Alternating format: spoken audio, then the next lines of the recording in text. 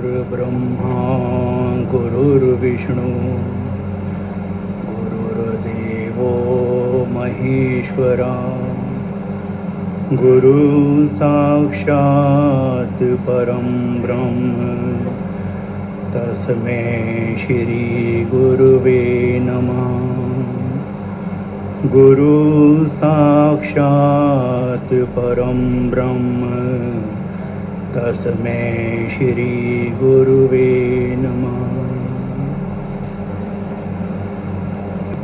विचारवान गुरुमुखो सम्मुख शोभायमान श्री श्री 108 श्री हुजूर सद्गुरु देव जी महाराज के पावन दर्शन करते हुए प्रेम सहित बोलिए जयकारा।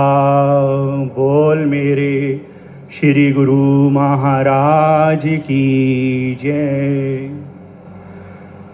गुरुमुखो, मनुष्य शरीर की दुर्लभता और परमात्म कृपा की महानता बताते हुए गोस्वामी तुलसीदास जी ने श्री रामचरितमानस में इस तरह से लिखा है कि फिरत सदा माया कर चेरा काल कर्म स्वभाव गुण घेरा कबहुक कर करुणा नर देही देत ईस बिन हेत सनेही। कि माया से प्रेरित काल कर्म स्वभाव और गुणों से घिरा हुआ यानी इनके अधीन हुआ, इनके वशीभूत हुआ यह जीव हमेशा भटकता ही रहता है और अकारण स्नेह करने वाले परमात्मा कभी विरले ही अपनी दया करके कृपा करके इसे मनुष्य का शरीर मनुष्य का जन्म देते हैं। गुरुमुखो, ऐसे दुर्लभ शरीर को प्राप्त किए हुए जीव को उसकी पहचान कराते हुए इस जन्म की दुर्लभता का ज्ञान कराते हुए और इसे सफल करने की युक्ति सिखाते हुए हमारे परम आराध्य देव श्री श्री 108 श्री परमहंस सद्गुरु देव दाता दयाल जी श्री पंचम पातशाही जी महाराज ने बिल्कुल स्पष्ट और सरल शब्दों में ये पावन वचन फरमाए हैं कि नरतन पाए यतन कर ऐसा जिससे वह करतार मिले ऐसी उत्तम जून पदारथ फिर नहीं बारंबार मिले। आप देखिए कि जो सज्जन जिस भी कार्य को करते हैं वे उसमें सफलता प्राप्त करने के लिए कठिन परिश्रम करते हैं, पुरुषार्थ करते हैं, मेहनत करते हैं। जैसे स्टूडेंट्स अच्छे नंबर से पास होने के लिए मेहनत करते हैं, नौकरी पेशा हैं या बिजनेसमैन हैं, धन कमाने के लिए पुरुषार्थ करते हैं। वैज्ञानिक, खिलाड़ी, अभिनेता, किसी भी तरह के कलाकार हैं या ऐसे सज्जन जिन्हें कुछ बनने की, संसार में नाम कमाने की, Guinness book of world records में अपना नाम दर्ज कराने की लगन होती है। वे दिन रात मेहनत करते हैं, कठिन परिश्रम करते हैं, पुरुषार्थ करते हैं, लेकिन जिससे यह मनुष्य जन्म सफल होता है उस दिशा में पुरुषार्थ करते हैं गुरुमुख जन। सभी गुरुमुखों की यह हार्दिक अभिलाषा है कि हमें सद्गुरु से भक्ति की प्राप्ति हो। तो जिस पर होए गुरु दयाल, भक्ति धन से करे निहाल। यानी भक्ति की प्राप्ति तभी संभव है जब सद्गुरु, जो दयाल स्वरूप हैं, अपनी दयालुता बरसा देते हैं, दयालुता कर देते हैं, अपनी दयालुता का साक्षात स्वरूप प्रकट कर देते हैं, अपनी प्रसन्नता प्रकट कर देते हैं।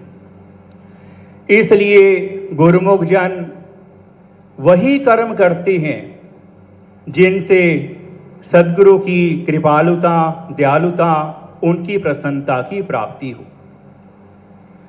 और यह भी सत्य है कि जो सज्जन लक्ष्य प्राप्ति के लिए लगातार पुरुषार्थ करते हैं, मेहनत करते हैं, परिश्रम करते हैं, तो परमात्मा भी खुद उनकी सहायता करते हैं।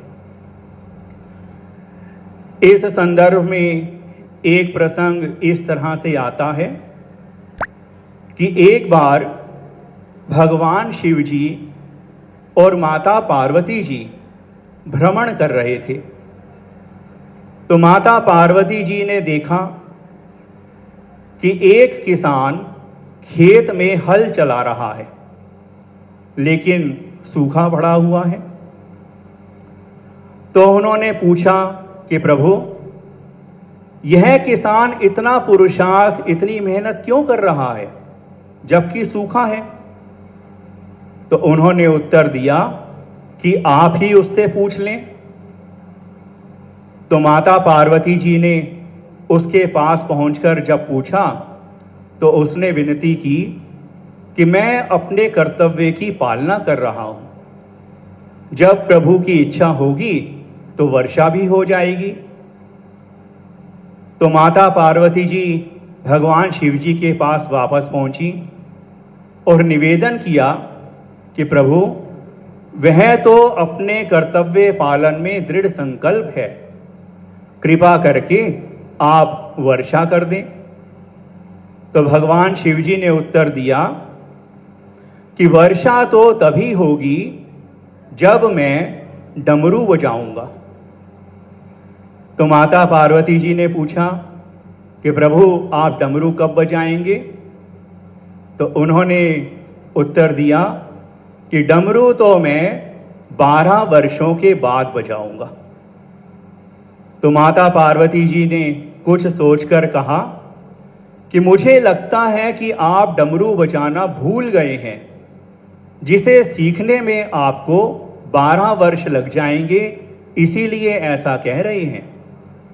तो उन्होंने कहा कि नहीं नहीं, मैं भूला नहीं, मुझे डमरू बजाना आता है।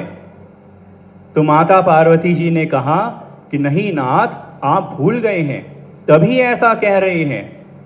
जब 4-5 बार उन्होंने ऐसा कहा तो भगवान शिव शंकर ने उठाया डमरू और कि उठाया डमरू शंकर ने, बजाया जोर जोर से। उठाया डमरू शंकर ने, बजाया जोर जोर से।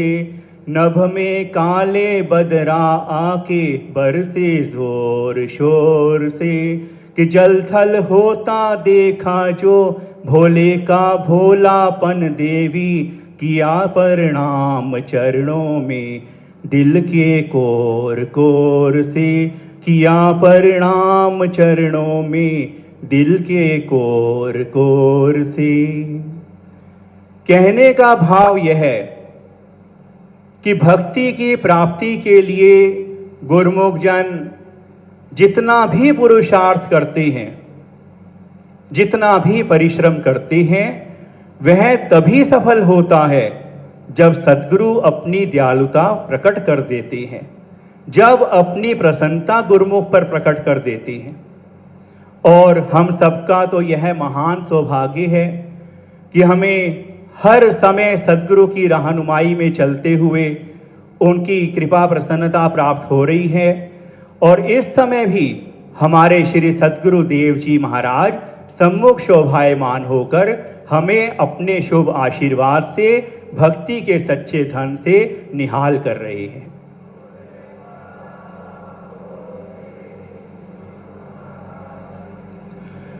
गुरुमुखो, हमें भक्ति के सच्चे धन से भरपूर करने के लिए ही महापुरुषों ने इस पावन श्री आनंदपुर दरबार की यह विशाल रचना रचाई है और यह शुभ आशीर्वाद भी दिया है कि श्री आरती पूजा, सत्संग, सेवा, सुमिरन और ध्यान श्रद्धा सहित सेवन करे, निश्चय हो कल्याण। इसलिए गुरुमुख जन जहाँ भी रहते हैं, जरूरी है कि गुरुमुख जन श्री वचनों के अनुसार पांचों नियम श्री आरती पूजा, सत्संग, सेवा, पावन श्री दर्शन ध्यान और 2 घंटे भजन अभ्यास की पालना श्रद्धा भाव से रोज करते रहें, जिससे सद्गुरु की प्रसन्नता, जीवन में भक्ति और कृपा की वर्षा हर समय होती रहे और यह दुर्लभ मानुषजन सार्थक हो जाए। बोलिए जयकारा बोल मेरे श्री गुरु महाराज की जय। जयकारा बोल मेरे श्री गुरु महाराज की। आज के शुभ सत्संग की, शुभ श्री दर्शनों की आप सभी गुरुमुखों को लाखों लाख बधाई हो। बोल जयकारा बोल मेरे श्री गुरु महाराज की जय। ऐसे ही सत्संग सुनने के लिए इस चैनल को सब्सक्राइब करें और सत्संग को गुरुमुख जन तक अवश्य शेयर करें, ताकि वह भी घर बैठे बैठे लाभ प्राप्त कर सके। सभी गुरुमुखों को सप्रेम जय सच्चिदानंद जी।